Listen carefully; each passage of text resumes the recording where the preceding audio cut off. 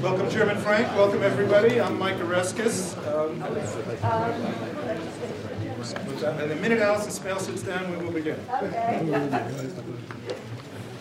Our task here this afternoon is to try to give a global perspective on the legislative agenda this year in the United States.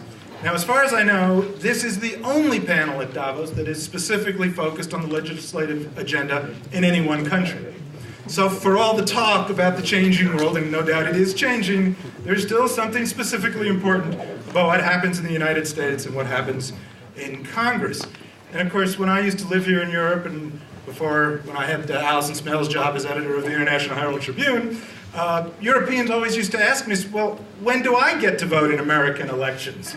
And I used to always tell them, well, that's fine with me. I'm happy to have you vote, but there are a number of county election commissioners around the United States who might have a word or two to say about that. So I don't imagine that'll happen anytime soon, but at least you can vote at the end of this panel, if you like, on the views of the various voices you're about to hear.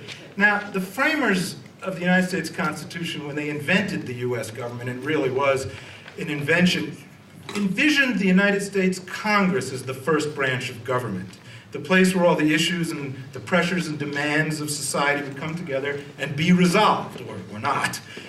Now, it doesn't always work as efficiently as some people might wish it worked, but it probably works about the way they imagined it, and the Congress certainly remains the crossroads of the American political system. And I don't know about all of you on this panel and how you feel about your jobs, but when I covered Congress for an English language newspaper on the East Coast of the United States, it was one of the most interesting jobs I ever had. We are very lucky today to have 5 very distinguished, articulate, and in my experience, very straightforward members of Congress. And we have a number of vital issues to discuss: regulation of the financial sector, the economy, climate change, healthcare. We only have an hour. We'll try to get through it quickly. But before we get to any specific issues, I want to begin by asking each of you to speak for just a minute or two about the larger question that hangs over the discussion at this panel and really hangs over this entire forum here in Davos and, frankly, over the world in general. Tip O'Neill, the former Speaker of the House, famously used to say that all politics is local, by which I think he meant no politics can succeed unless the political leader is deeply cognizant and closely bonded to the needs and demands of the people who gave him his job. But in a world of global issues, can all politics really be local? Or what is an American leader's responsibility to the rest of the world? And specifically, how do you integrate global pressures and global issues into your own political needs? And why don't we start immediately on my left, which is a seating chart, not a political statement, with the senator from South Carolina, Lindsey Graham. Yeah, in case anybody didn't get that. Well, every bill in Congress is a jobs bill. It's your job. Now, you know, I come from a red state. South Carolina is a beautiful place with plenty of challenges, but let me give you an example about the reality of the world in which we live in is a global economy. But if you're a textile worker in South Carolina, or you're in a manufacturing job anywhere in America, your real fear is that your job is going to be absorbed by that local economy. So trying to find ways to translate rational trade policies in a global economy with people who are facing the downside of the world in which we live in. I think what I try to do is let folks know the truth as I see it, that I can't build a wall around South Carolina when it comes to, you know, the influence of China and India or just the global economy. But I sure as hell can fight for you. And I think the Chinese are manipulating their currency. They may beat us in commodities because they have certain advantages, but I think politicians need to translate to people back home the realities of the global economy, but not intellectually, emotionally. So what I try to do is talk about the world we live in real terms, but let folks know that free trade is part of the global economy, but so is fair trade. And they seem to trust me with the idea that I've got someone up there who understands the world economy, but they haven't forgotten about me. And the day they believe you've forgotten about them is the day you lose your job, and that's the way it should be. Representative Ed Markey of Massachusetts. Well, if you take energy as an issue in Massachusetts, the reality is that half of the trade deficit of the United States is importing oil. So people understand that, and they understand that we, as a result, need policies that deal with that issue. And energy policy in a state that has no oil, has no gas, has no coal, goes to creating new jobs in a renewable energy economy, efficiency economy, new electric vehicles, all of it which can be invented out of MIT, out of Harvard, out of all of our universities. The same thing is true in the biotech sector, and you can go on down the line. So a lot of this is positioning Massachusetts in a global economy. The country itself only has 3% of the globe's population for the 21st century. So Massachusetts is a subset of that, and we have to decide where we're going to position ourselves in that economy. And so to a very large extent, it is in this innovation economy. It's coming up with the ideas, creating the products, and then selling them across the planet. And so whether it be Genzyme or it be all of these new cool energy companies that are coming along the line, much less Lycos and all the telecom companies and internet companies of the 1990s, this constant regeneration of new ideas is the source of new employment, which then leads to higher real estate rates, higher real estate prices, et cetera, that helps fuel the school system, et cetera. So it's constantly relating what it is that is going on in the world to what it is that we need to do in policy setting that will help the lives of those regular people. Representative Brian Baird, Democrat of the state of Washington. Well, I think Tip O'Neill was right, but I want to put it in two contexts. If you ever forget that you're there as a representative to serve the people who elected you, you will lose that job pretty quickly, as Lindsey said. At the same time, there's a real risk, and that is that one uses global issues in a sense of demagoguery in one direction or another, and thereby loses the nuance and the realities and the complexities of it. And it is tempting, I think, at times on both sides, with one interest group or another, to grasp the rather simple and visceral global issue, accentuate that, and hope that they don't look at all the other issues that are pressing. And that can easily distort policy. So the delicate balance is, A, serve your constituents, but B, try to speak with honesty about the complexity of global issues, even if that sometimes is at odds with one or another support or opposition group, and even if you'll take some flack for that, because you've got to simultaneously care for the people who got you here, but also care at a much broader level, including the national and the international level. And that's not always easy. Senator Susan Collins, Republican of Maine. Thank you. Staying connected to your constituents is absolutely essential. This is a very rare weekend for me to not be in Maine. I go home virtually every single weekend. And in doing so, I stay connected to the people whom I'm honored to serve and represent. So from my perspective, my first obligation is to the people of Maine. I'm fortunate, however, that my constituents care greatly about the global implications of public policy. And the energy area, which Ed has mentioned, particularly resonates with them. For example, we're trying to establish the state of Maine as the world leader in the development of deepwater offshore wind energy. And people in my state are excited about that. And they understand very well the global implications because they know that somewhere in the world, deepwater offshore wind energy is going to take off, and why not have it be the state of Maine that is the leader?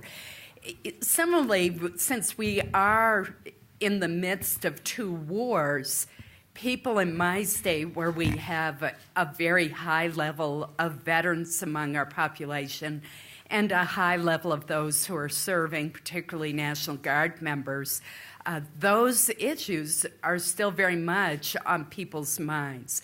So I don't see it as an either-or choice. But certainly, as Brian said, anyone who does not understand where one's first obligation lies quickly becomes a former member of Congress. Representative Barney Frank, Democrat of Massachusetts. Thank you, Mike. I want to challenge a little bit the premise, and it's not you saying it, but the general approach is, how do you avoid being some parochial politician who distorts good technocratic policy because of your constituents? And I think, in fact, that in a number of important issues, let me start with trade, our constituents were right and the technocrats were wrong.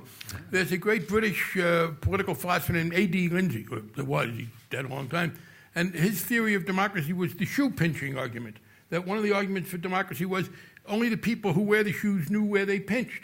Well, our constituents have known where they pinched. In trade, many of us, and I know this is true of those of us in New England, from South Carolina, we have been begging the financial establishment, the political establishment, literally begging them for years, please do something to alleviate the distress that is caused by trade. We were told, no, trade's win-win. Trade makes everybody better off.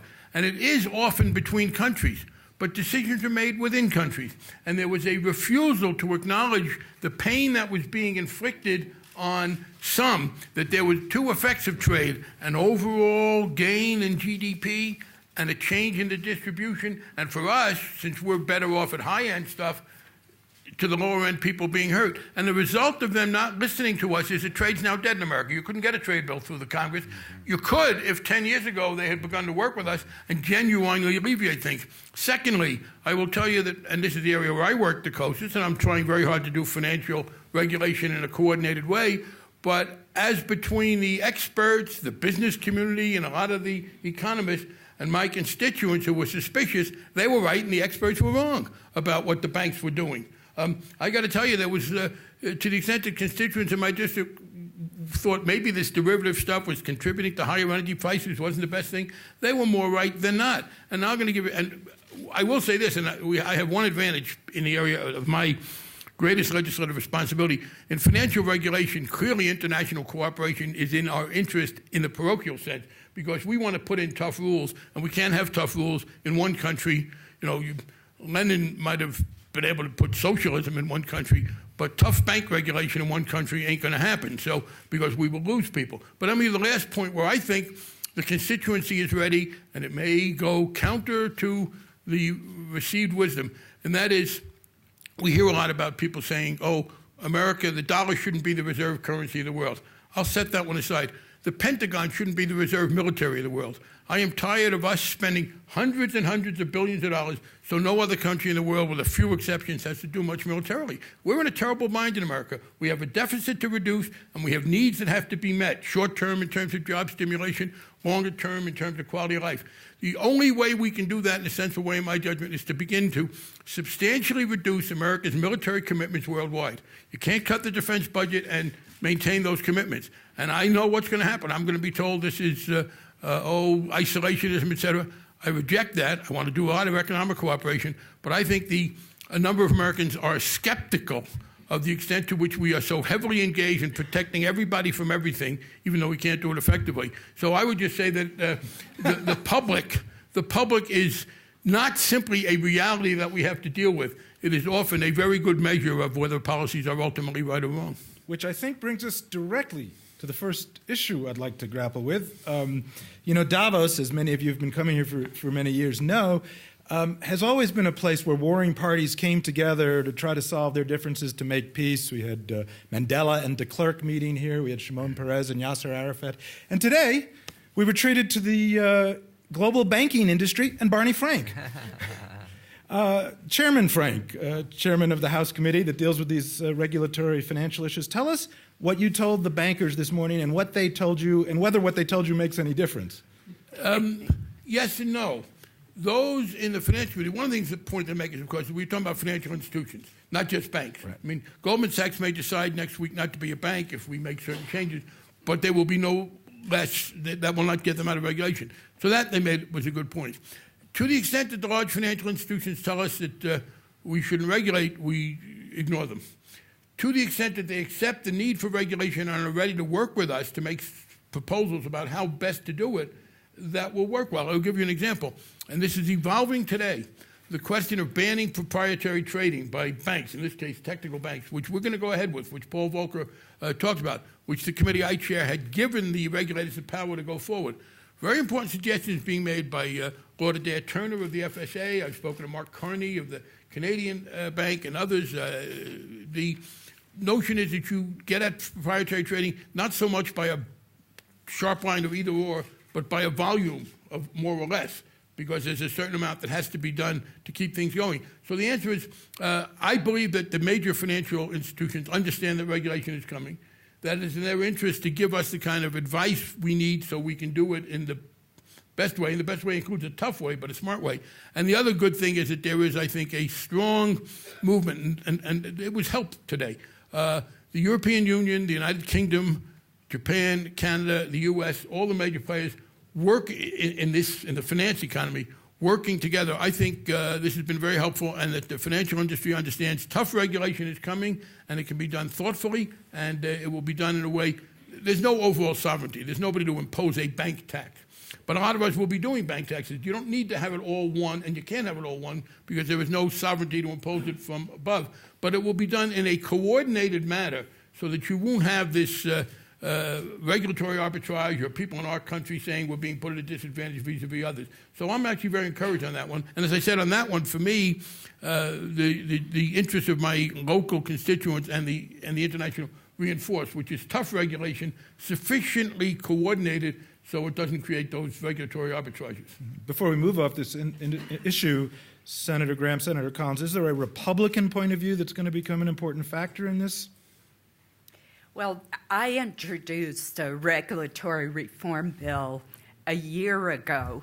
I spent 5 years in state government overseeing the regulation of banks, insurance, securities, licensing boards, a whole host of areas.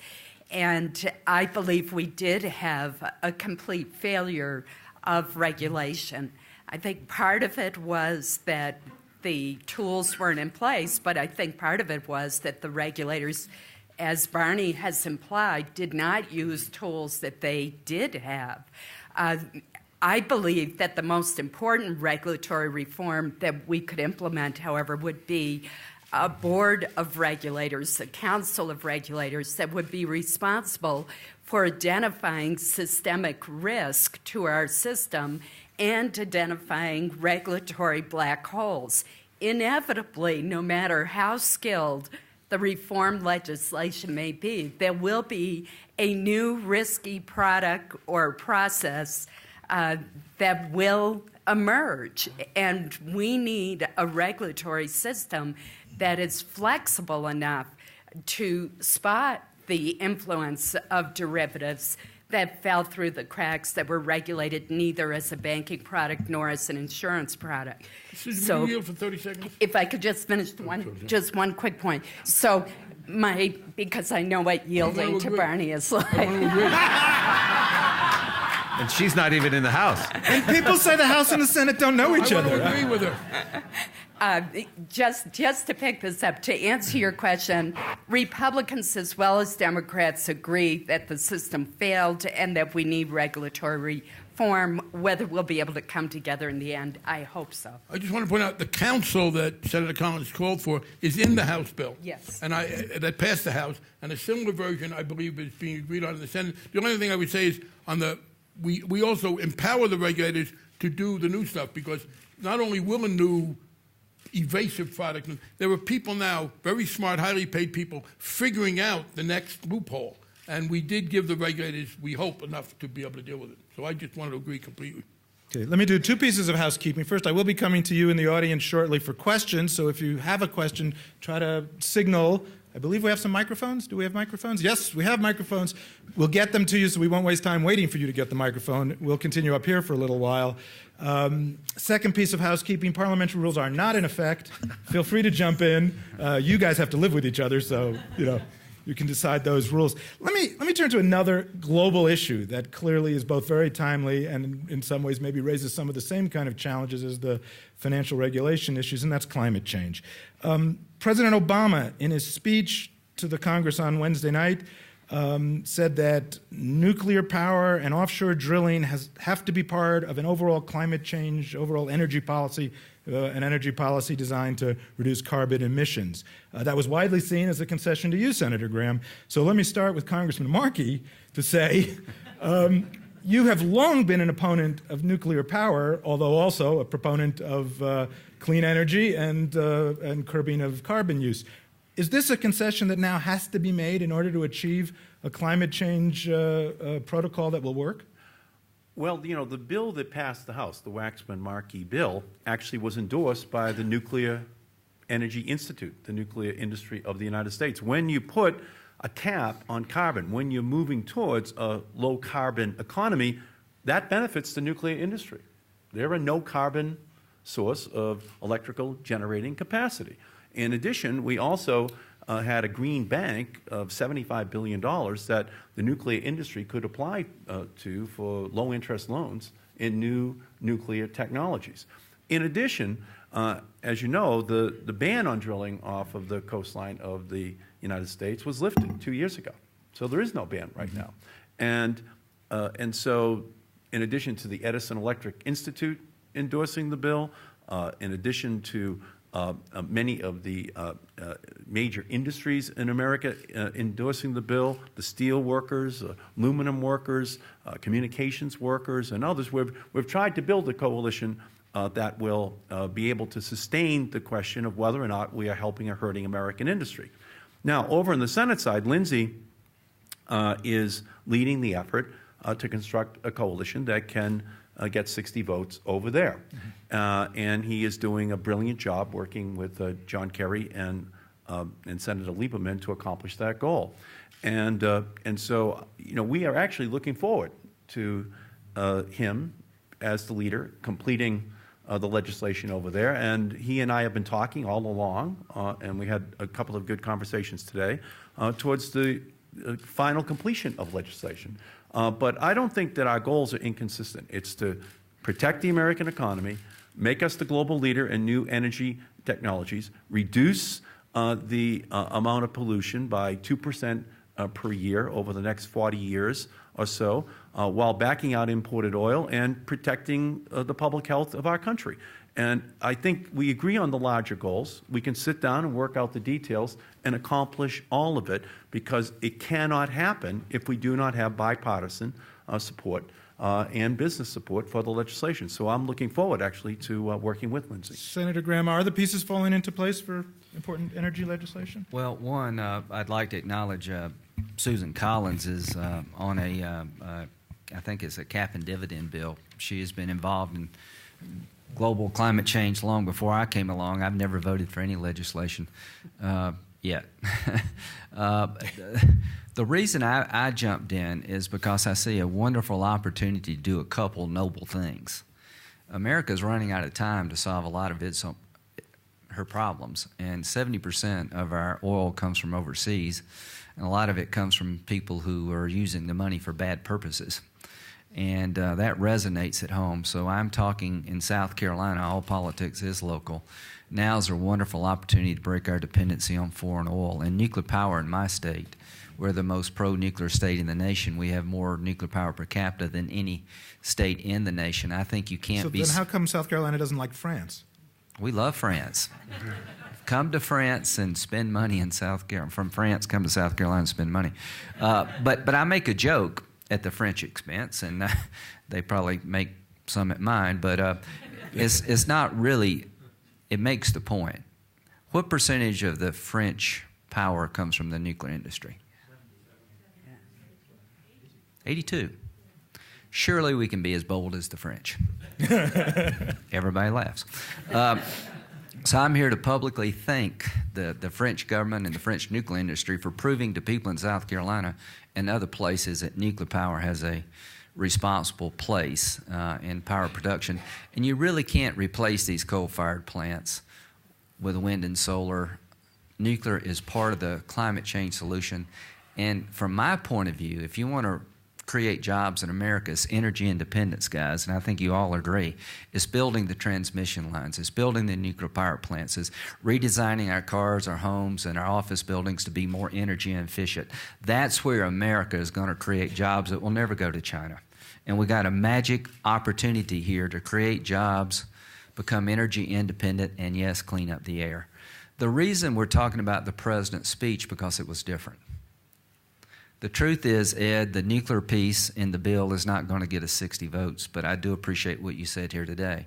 The president did something that no Democrat has done before, or any other president, quite frankly.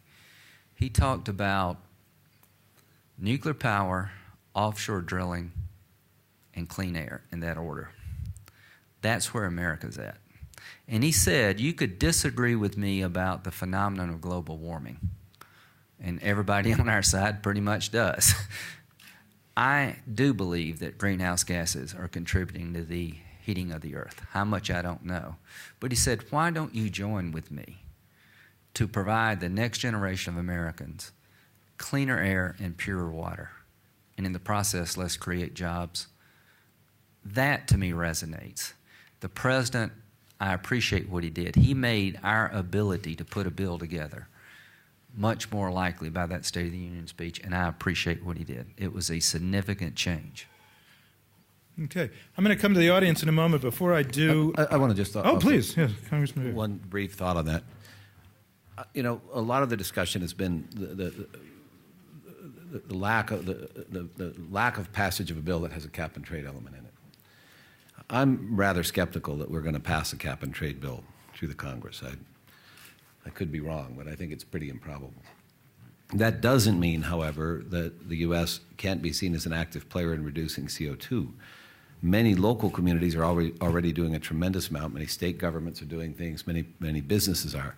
I just say that because I think it's really important that we not cast cap and trade as the sine qua non of some kind of, that we can't get there if we don't pass it. There are other alternatives, there are carbon taxes, but there are even other non-tax, non-additional expenditure ways. Because if somebody were to say the benchmark is by the end of this year, have we passed into law an energy bill that includes a cap and trade provision, I'd take that bet against any day right now. And maybe Ed and Lindsey will surprise me. I hope they will, perhaps, but my read is different. Anything else on this subject before I... I'm going to come to the audience. Before I do, I want to read a question that was sent in to us. As many of you may know, the World Economic Forum, the Associated Press, and Facebook have been working together to try to let people around the world see a bit of what's going on here and hear a bit about it. And we solicited questions for this panel, and one of them came from Derek Wilmot, who is a photographer and, as he points out, a small businessman in Haverhill, Massachusetts. Is that in either of your districts? I'm not sure. Haverhill, thank you. Good, okay. I guess so, huh? Okay. Who did he vote for? Well, for the Republican in the last Senate race, possibly.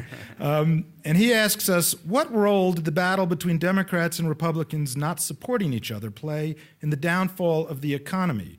Why has each party only focused on their own agenda despite the impact it might have on Americans?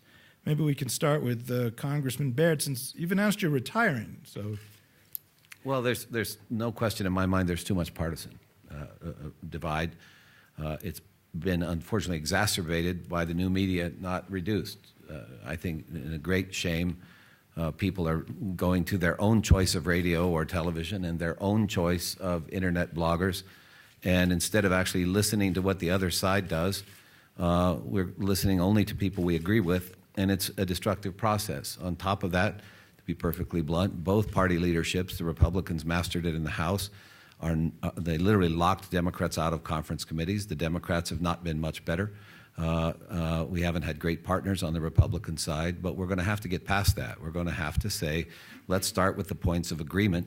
If you take the health care bill or the energy bill, I think my own perspective, and it may, obviously differs from folks, but my own perspective would be rather than crafting very, very large packages, we start with small points and we say, what do we agree on? And then we build from there, because I think the people really want to see us actually get something done. And if you take something as important as energy and as important as health care, to say, well, we passed it with a one-vote majority or with one vote from the other side, when it affects all Americans, yes, you may pass it into law, but do you have the sort of visceral legitimacy of your general public? And if you don't, I think you have a problem. Let me ask one further question on this, to the question of what will or won't happen this year. The Republican victory in the Senate race in Massachusetts last week made Senator Graham and Senator Collins and your 39 colleagues the crucial vote on basically everything that matters in the Senate. Is that political change, both in terms of vote count in the Senate and also just in terms of the impact it's obviously had on political thinking in the United States, does that make it more likely or less likely that there will be things happening in Congress this year? Well, I tell you, the difference between 60 and 59 is enormous. I think the worst thing that can happen to any majority is to have 60 votes, because you're responsible for everything. You've got no one to blame but yourself.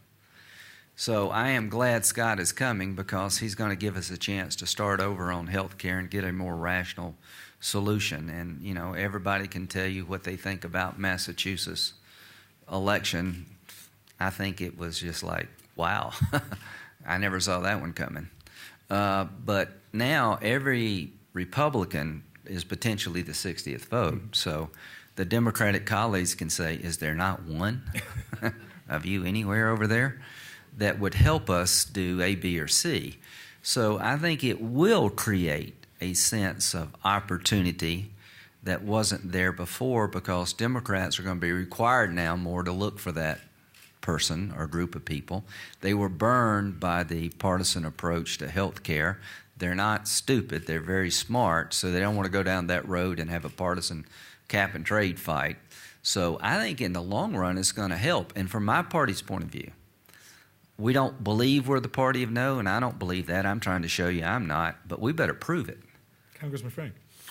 In the financial area, it won't make any real difference, because Senator Dodd, who I think has probably been one of the most, frankly, unfairly criticized political leaders, and has been doing a very good job working with his Republican counterparts in the Senate. A number of people, Senator Gregg, for example, who's not running again, but is maybe for that reason fear. But there was always going to be a degree of bipartisanship. I think, frankly, in the House, it was more partisan on financial regulation, because I think there was a stronger ideological strain in the House of people who said, nah, the free market, leave it entirely alone. In the Senate, it has always been more of a negotiated effort. So I do not think this will make any difference. I expect the Senate to be putting a bill out in March. There'll be some differences over consumers, and we'll be pushing for more, but it will not, I think, retard this. I expect the President to be signing a pretty good financial reform package sometime this spring. Senator Collins, the Democrats had always hoped you'd be a vote for health care anyway. They did. That's true. Let me make 2 points, however, in response to your question. I have a different take on Scott Brown than most of my colleagues. I am ecstatic to have another Republican from New England in the Republican caucus. Me too. And one whom I believe will be a more moderate voice. I think that's good for the Republican Party. I think it's good for New England. I think it's good for our country. The second point I want to make is I believe the election of Scott Brown gives the president permission to reach out more to Republicans, because he can tell the left he has to now. So I'm actually optimistic that it may allow us to proceed on bills that we otherwise would not have. On health care, there is a bipartisan health care bill to be had. There are several provisions in the Senate bill that have widespread support. Why don't we sit down and enact those provisions? Small business tax credits, widespread support, and it would help reduce the number of uninsured Americans. The purchase of insurance across state lines, small business pooling. There are many provisions where we could come together. I think the biggest mistake that was made with the health care bill is there was an insufficient focus on cost. It is the high cost of health care, the exploding cost of health care, that is the biggest problem. And had that been the focus of the bill, I believe we would have produced better legislation. Instead, it was an afterthought. Congressman Markey? Yeah, in energy and climate legislation, there was never a day when it was a question of 60 votes, all Democrat in the Senate. No, that's true. It was always going to be Lindsey Graham, Susan Collins, and other Republicans with whom we were going to have to work. Many issues are ideological. Many others are regional or practical. And so you have to divide the question into different categories, in fact, in terms of how the Senate works and financial services, climate and energy.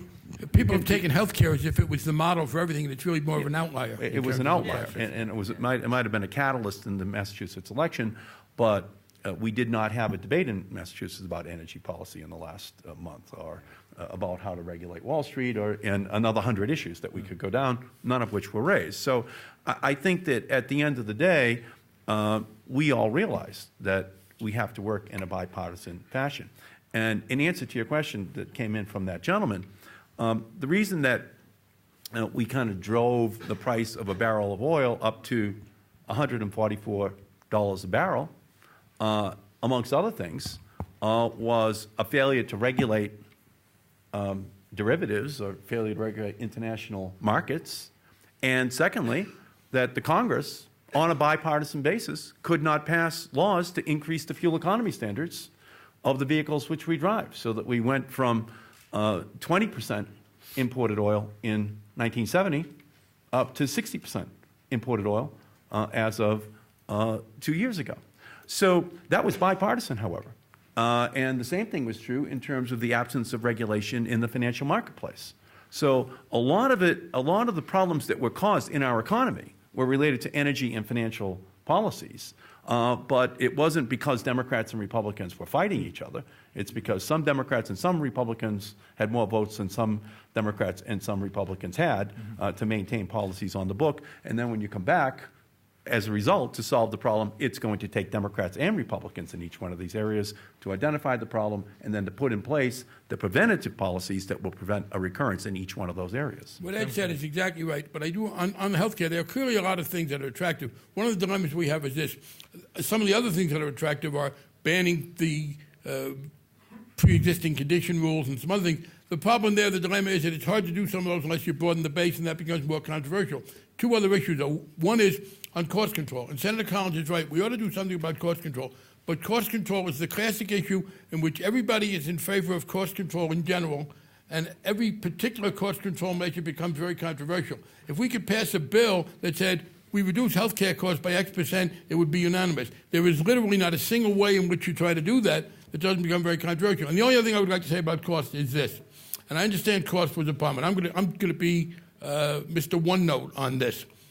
If we hadn't fought the war in Iraq, which did us more harm than good, and spent $1 trillion on that mistaken policy, we wouldn't be worrying about a whole lot of things we're worrying about now, including how to pay for health care. And until we address the massive overinvestment in worldwide military activity that I think, as I said, often does us more harm than good, we will not have the resources within the United States government to do anything that we ought to do.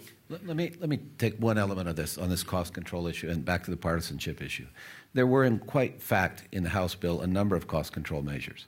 Among them were things like best practices panels that would tell us where the most effective medicine is, where you get the best bang for the buck. That became translated to that we're going to deny you coverage in the name of big government. The idea that you provide people end-of-life counseling so that they can make a decision about how, with their doctor, how to deal with end-of-life decisions became death panels. It became a dishonest partisan exercise, not a serious intellectual exercise about how we solve the problem. It was symptomatic of the partisanship and not for the good of the country, and that was lamentable. The worst distortion on the right, as Brian has said, was the death panels. The worst distortion on the left was saying that a single-payer system would be free. Fair enough. Right, but There was distortion on both sides. I agree, Susan, but the single-payer thing, and I'm a supporter of I it, know. I know it would be free, but that dropped out. That was not a factor in the legislation. That got discarded. Those of us who were for it understood we didn't have the votes for it. The death panel issue, unfortunately, that terrible distortion affected votes. If we have some time, we'll return to some of these questions about how American politics is actually working, but who has the microphone? Okay, I have a question right up here. Can we get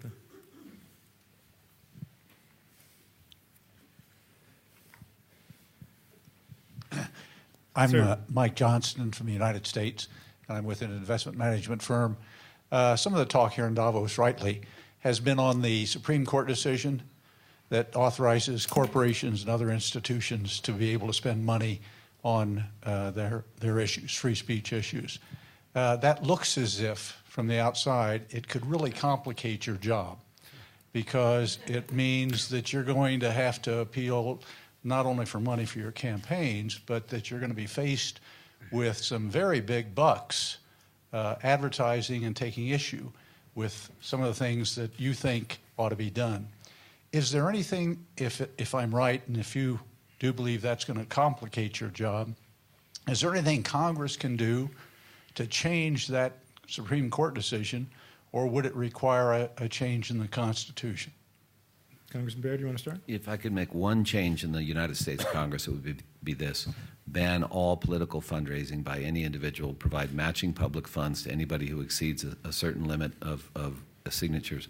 You cannot imagine, just think about it, to run in a competitive district, which mine is, I would have done 7 times, you have to raise $2 million every 2 years. It works out to about $20,000 every single week. And to go down to the Republican headquarters and the Democratic headquarters, you see people who ought to be studying policy. Instead, they're tied to telephones, begging complete strangers sometimes to give them money at a terribly inefficient return on your time investment. It corrupts, it takes away your time. It raises questions about whether or not you're voting on principle or for financial reasons.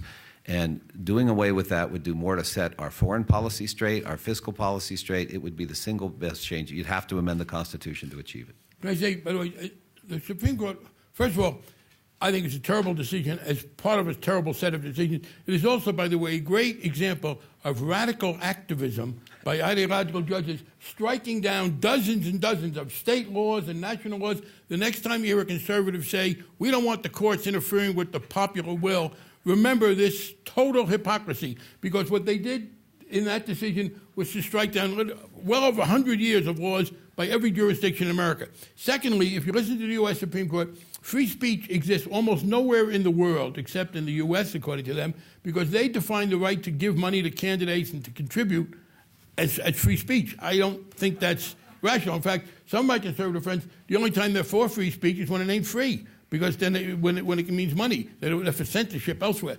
Finally, there are some things, the change here was they could always, not always, but they have for some time been able to spend money on their issues. This allows them to give to candidates. That's where the danger is. I think you can see democracy drown. Final answer, yes, there are some things we may be able to do, and it falls within the jurisdiction of the committee I chair. We do have jurisdiction over corporations. The Supreme Court, to the contrary, God did not create corporations. Public policy does. They are not endowed by their creator with inalienable rights. We are their creator, and we can alienate some of those rights if we do it in a fair way. And we are now studying what can be done consistent with the Supreme Court decision to make them go public, to let the shareholders vote. There are ways in which the fact that their corporations can take no effect, and I've spoken to Speaker Pelosi, we will be legislating to try and set some rules on what corporations can do, given that we're bound by the Supreme Court. Senator Graham, the perception of this decision was that it was good for your team. Well, I supported campaign finance reform, and I was disappointed in the decision, but I have a little different take about, I don't think Justice Kennedy is a judicial activist. He was the fifth vote here. Corporations, in the eyes of the court, have free speech rights when it comes to political advertising that the court believed McCain-Feingold unfairly restricted. I believe that public policy in America is going to be in for a rude awakening. It's hard enough right now to get Democrats and Republicans to work together. Barney and I, we disagree on a lot of things. Barney, I would say that MoveOn.org did a great disservice to this country by trying to run Joe Lieberman out of the Democratic Party because he dared to agree with President Bush on the war. I would dare say that things are going to come my way here soon because I've stepped out trying to find some common ground on immigration, on climate change. And at the end of the day, the big problem facing America is not the lack of funding by other nations with their military, and Barney's right, NATO needs to contribute more to their military to take some pressure off of us. But our problems, ladies and gentlemen, are entitlement spending. Our budget is locked down now with the Social Security and Medicare and Medicaid bills that are just, quite frankly, unsustainable. And if you try to solve these problems, the power of special interest groups who are against whatever solution you put on the table has gotten exponentially greater. Can you imagine writing the United States Constitution in today's environment? Ben Franklin's about to sell out, and it's all over the radio and it's all over the TV. So the power of money on the ability to find consensus on the hard things has gotten greater, and I'm not sure that's going to help America make these very hard decisions. And I worry about this decision. And Lindsey, they could not have gotten the Constitution if it had been negotiated on C-SPAN. And can I say here that corporations don't want to be hated for the most part as well. They've had many ways over many years to pour more money into the political process if they wanted to, and they've chosen not to. And that's most corporations in America. To cross that line and all of a sudden decide that as a corporation, I want to defeat Lindsey Graham in South Carolina, and those corporations are in San Francisco, Boston, and New York City, could very well be the single biggest favor you can do for Lindsey Graham to guarantee his reelection, okay? Because he will make a huge issue out of that. And so this issue of transparency, the changes that we can make in the rules, which I think both Lindsey Graham and Barney Frank might ultimately wind up agreeing on, is that I'd like to know where that money is coming from going into South Carolina, or the opposite, from Oklahoma and Texas and South Carolina coming into Massachusetts, right? Because as soon as people find out about it, you can take all that money you want, and the more you're taking, or the more they're trying to influence the election, is the better off you're going to be doing with a much more modest amount of money. So there could be a reverse takedown aspect of this politically, and corporations have to be careful about it because they can wind up with black eyes that come back to haunt them on many other issues as they go forward. So it's a lot like the role that the internet plays now, where you can raise tens and tens of millions of dollars within a week. That's a revolution, and it has to be handled by both parties. PAC money was considered to be a reform in the 1970s, and all of the reformers said we need more PAC money, and then we'll make it transparent. By the 1990s, reformers were calling for a ban on PAC money. What a curse it is on the political system. So I think that ultimately transparency is the single best way to deal with the issue, perhaps maybe the only constitutional way that we can deal with it. But ultimately, you'd be surprised in the hands of able politicians how effectively that can be used to disarm what looks like to be an overwhelming opponent. We are down to our last 5 minutes. I'll take a question back here. Let's see if we can. Hi, I'm Cameron Sinclair from Sausalito. in California. I'm one of 600 young global leaders, part of the World Economic Forum. And last night, President Calderon was convincing us to become public servants, to try and become politicians. A report that was released last night by the young global leaders found that only less than 5% of us hold public office, but yet 75% of us want to enter public office. And many of the reasons that have kind of been brought up today have stopped us from wanting to get into politics. I will mention two young global leaders, as well as Calderon. Rajiv Shah, who is now leading the mission for rebuilding in Haiti, but also Van Jones, and the Van Jones effect that pretty much put the nail in the coffin for most social entrepreneurs and businessmen and businesswomen in the YGL from wanting to enter U.S. politics as opposed to other politics. So I'd like to hear from the panel their thoughts that you could do to bring business leaders, social entrepreneurs, and nonprofit leaders into the realms and the hallowed halls of government. Your country needs you. I mean, it really is that simple. Look, despite the tremendous frustrations that each and every one of us have experienced in public life, the fact is that there are few areas that you can go into that also gives you more satisfaction. When you write a law that addresses a real problem, it is a wonderful feeling. It is an opportunity to make a difference. And I don't mean to sound corny or naive about the difficulties, but you really should go for it, because there are very few ways, perhaps teaching is another way, that you can have such an impact on the society in which you live and truly help to make lives better. So despite the frustrations, despite the shortcomings, I really hope that you will enter public service. And I say that having no idea what your views are. Congressman Baird and then Congressman Frank. Well, I'm retiring at the end of this year, but it's after 15 years. I've got two 5-year-old boys. What's that vacancy? Move to. It's a crowded field. You know, there's a But it's not that far from Sausalito, actually. Yeah. You get in your car, you drive up. And if you get a good corporation to back you, the carpetbagger thing will be. Well, it's the single greatest honor or privilege of my entire life to serve in the U.S. Congress. And there's a wonderful book called Washington's Crossing, which talks about the Revolutionary War and the challenges Washington and our Army faced in that incredibly difficult time. And people literally walked with no ammunition, knowing they had a very high likelihood of getting a bayonet in the stomach. And they took it. And they did it because they had a vision of a greater country than what we had been existed on Earth prior to that. And they achieved it. But they achieved it at an extraordinary cost. And yes, you know, it's unpleasant to be targeted. Most of us have been. And believe me, there are some difficult times in this job. But what Susan said is right. At the end of the day, the ability to serve in elective office, somebody's got to make decisions for your country.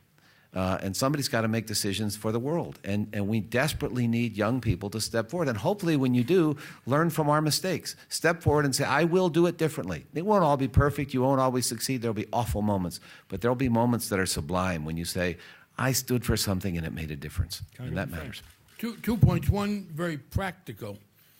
The problem is if people think about running for the Senate or running even for the U.S. House, but there are very important jobs at the local and state level. There are city council members and state legislators. I think many of us, certainly Ed and I started together in the state legislature. Entry-level jobs they're very important. You work at a city council, you work in the state legislature, you work as a county commissioner. So the first thing I would say to people is, yeah, you may find that it's easier than you think to know some people on a fairly local level, and you don't need huge amounts of money still at that level. So look to the entry-level jobs. And the answer, and the part is that if you do well in those, most of us who are in the U.S. House and the U.S. Senate started out in other jobs. There are some exceptions, but that's the way it started. Secondly, there is this trade-off, and people need to understand it. It's what Lindsey and others have said today. We've got two parallel universes out there.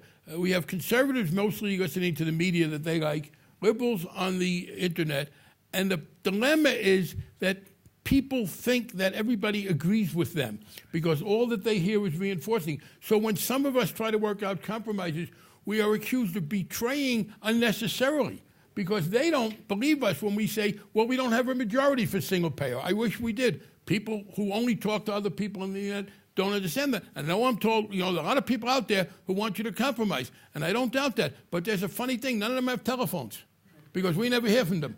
We hear from the people who are the most energized, who understandably tend to be that way. The reason I say that is I hope people will come in, but there is a little bit of a sacrifice. Getting into our line of work, yeah, you will accomplish more, but you lose what I accuse one commentator of in a debate of being able to luxuriate in the purity of your irrelevance. That's a trade-off we think worth making, but people should be aware that it's out there. And the last word to Congressman Markey. Okay, thank you so much. Political expert is really an oxymoron. It's a contradiction in terms, like jumbo shrimp or carnivorous vegetarian. There is no such thing as a congressional expert. You're all sitting out here on all the issues that you are all experts in. But we are experts in one thing, and that is politics. That's what we have made our lives. That's what we're dedicated to. And the Van Jones incident is a good example of something that should not be taken as something that is widespread. He was appointed, and he got caught up in a controversy, and he had to leave his job. But there are tens of thousands of people all across America who dedicate their lives to appointed governmental service.